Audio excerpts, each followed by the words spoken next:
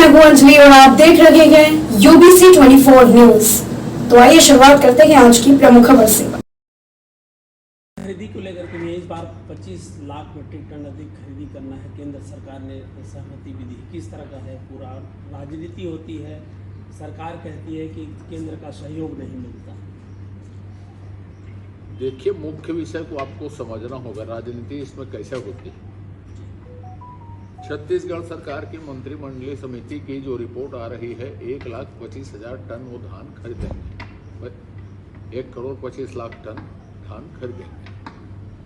केंद्र सरकार 46 लाख टन धान चावल यदि उपार्जन करती है एफसीआई के माध्यम से, तो उतने चावल देने के लिए ये धान पर्याप्त नहीं है।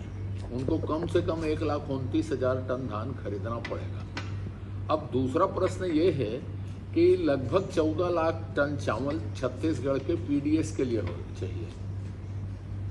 उसको कहां से ये सरकार प्रतिपूर्ति करेगी? और क्या उतना धान उत्पादित होता है छत्तीसगढ़ में? यदि दोनों को जोड़ दिया जाए, 86 और 14 लगभग 1 करोड़ मीट्रिक लाख टन होता है, तो उतना धान छत्तीसगढ़ में पैदा नहीं होता। यदि केंद्र सरकार मदद नहीं करती, छत्तीसगढ़ का चावल उपार्जन नहीं करती, तो ये 7 जन्म में भूपेश बघेल की सरकार धान नहीं खरीद सकती थी। अब दूसरी बात, इन्होंने मंडी टैक्स बढ़ा दिया। मंडी टैक्स क्यों बढ़ाया? 2.5% से 5% छत्तीसगढ़ के हितों के विपरीत जाकर किया। इनके घोषणा पत्र में 2.5 रुपये को और कम 2.5% को कम करने का था, 0 करने का था।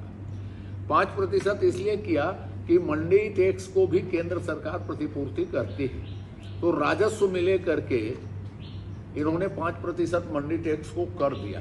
अब इसमें कौन सी राजनीति है? अब इससे छत्तीसगढ़ में ट्रेडिंग का व्यवसाय पूरा बैठ गया, लाखों लोगों का रोजगार खत्म हो गया।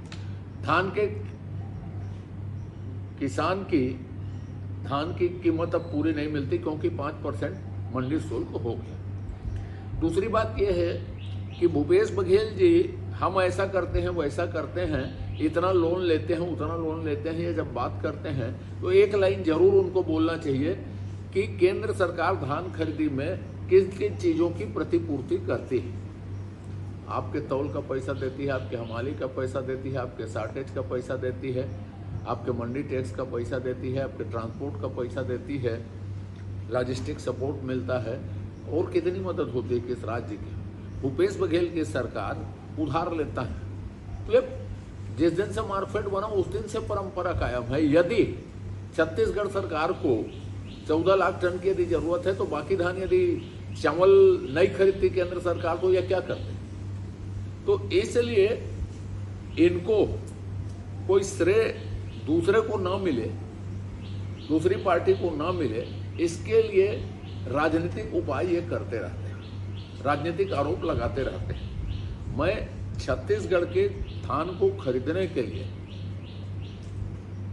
और उसके माध्यम से बनने वाले चावल को खरीदने के लिए माननीय मोदी जी का छत्तीसगढ़ के सभी नागरिकों की ओर से, सभी मतदाताओं की ओर से, सभी बंधुओं की ओर से हार्दिक अभिनंदन करता हूं कि उन्होंने 86 लाख टन चावल खरीदने की अनुमति देकर छत्तीसगढ़ के किसानों के धान को उचित मूल्य दिलाने के लिए एक मजबूत कदम उठाया है। जांजगीर में खड़गे जी आ रहे हैं, भरोसे का सम्मेलन हो रहा है, कितना भरोसा है, क्या लगता है? देखिए, भरोसा क्या खो चुकी है कांग्रेस, जनता के बीच में भरोसा खो चुकी है, कि गांधी परिवार का भरोसा खो चुकी है, कि कांग्रेस अपने विधायक या सांसदों से भरोसा खो चुकी है, कि 3 विदेशी सांसद हैं वो भरोसा नहीं करते। क्या है भरोसा? किस बात का भरोसा?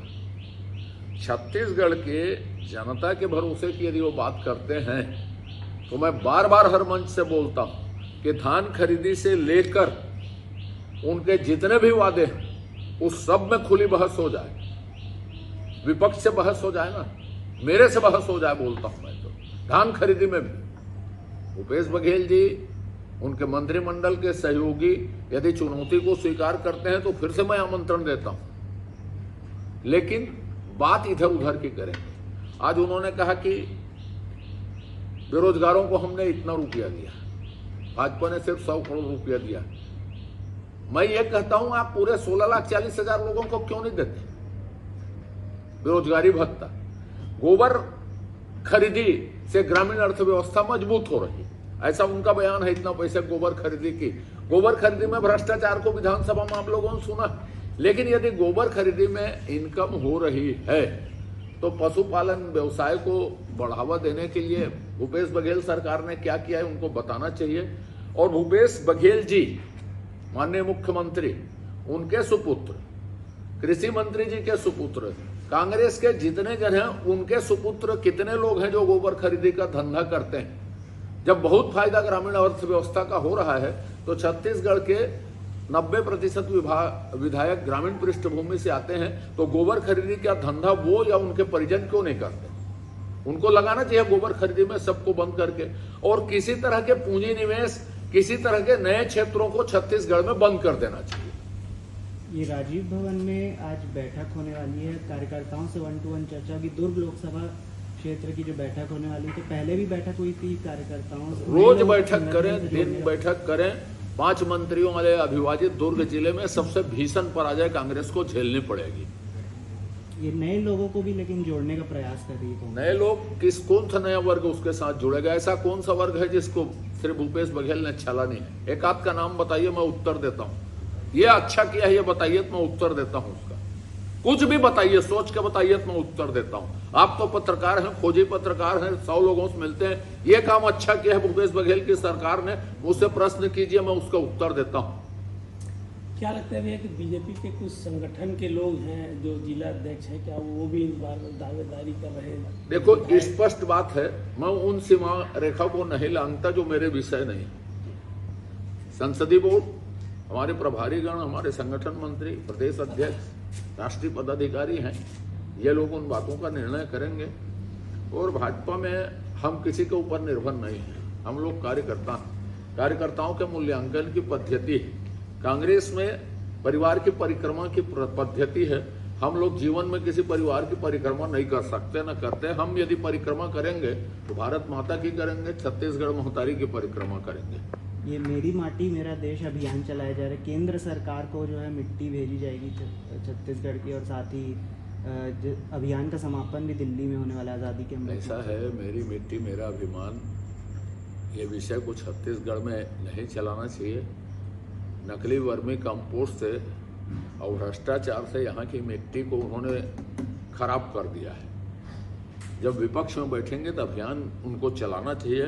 हम मिट्टी के फिर से सुगंधित सुवासित बनाने का अभियान हम करेंगे सरकार में आने के बाद। ये एक अंतिम सवाल, राहुल गांधी ने कल सदन में एक बात कही कि जैसे रावण 2 लोगों की सुनता था, वैसे ही पीएम मोदी भी 2 लोगों की सुनते हैं, अडानी और अमित शाह। इसको कैसे देखते हैं आप बयान को?